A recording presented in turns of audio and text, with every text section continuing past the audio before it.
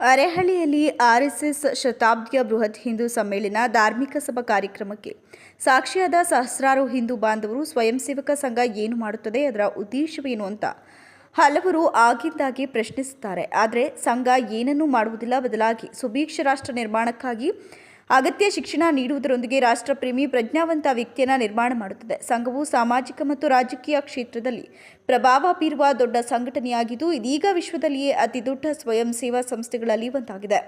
ಆದ್ದರಿಂದಲೇ ಪ್ರಸ್ತುತ ಎಲ್ಲೆಡೆ ಶತಮಾನೋತ್ಸವವನ್ನು ವಿಜೃಂಭಣೆಯಿಂದ ಆಚರಿಸಲಾಗುತ್ತದೆ ಅಂತ ಶ್ರೀಕಾಂತ್ ಶೆಟ್ಟಿ ಹೇಳಿದರು. ರಾಷ್ಟ್ರೀಯ ಸ್ವಯಂ ಸೇವಾ ಸಂಘವು ಸ್ವಾರ್ಥತೆ ಮರೆತು ನಿಸ್ವಾರ್ಥ ಮನೋಭಾವ ಹೊಂದಿದ ಸಮಾಜ ಮತ್ತು ದೇಶಕ್ಕಾಗಿ ಬದುಕುವ ಪ್ರಜ್ಞಾವಂತ ವ್ಯಕ್ತಿಗಳನ್ನು ನಿರ್ಮಾಣ ಮಾಡುತ್ತದೆ ಅಂತ ಹೇಳಿದರು.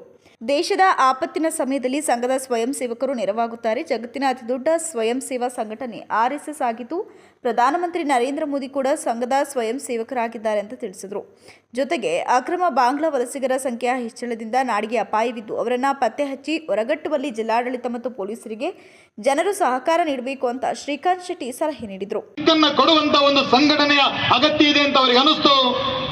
ಆವತ್ತು ಅವರು ಒಂದಷ್ಟು ರಾಷ್ಟ್ರೀಯ ಮನಸ್ಸುಗಳು ಹಿಂದೂ ಸಂಸ್ಕೃತಿಯ ಬಗ್ಗೆ, ಹಿಂದೂ ಪರಂಪರೆಯ ಬಗ್ಗೆ ಅದಮ್ಯವಾದಂತಹ ವಿಶ್ವಾಸ ಇದ್ದಂತ, ಅಭಿಮಾನ ಇದ್ದಂತ 4-5 ಯುವಕರ ಜೊತೆಗೆ ಆರಂಭಿಸಿದಂತ ಸಂಸ್ಥೆ ಇವತ್ತು 13 ಕೋಟಿ ಸದಸ್ಯರ ಜೊತೆಗೆ ಜಗತ್ತಿನ ಅತ್ಯಂತ ಶಕ್ತಿಶಾಲಿ ಸಂಘಟನೆ, ಜಗತ್ತಿನ ಅತ್ಯಂತ ಶಕ್ತಿಶಾಲಿ ಸೇವಾ ಸಂಘಟನೆ, ಜಗತ್ತಿನ ಅತ್ಯಂತ ಪ್ರಬಲವಾದಂತಹ ರಾಜಕೀಯ ಸಂಘಟನೆಯಾಗಿ ಇವತ್ತು ಎದ್ದು ನಿಂತಿದೆ. ಅದರ ಒಬ್ಬ ಸ್ವಯಂ ಸೇವಕ.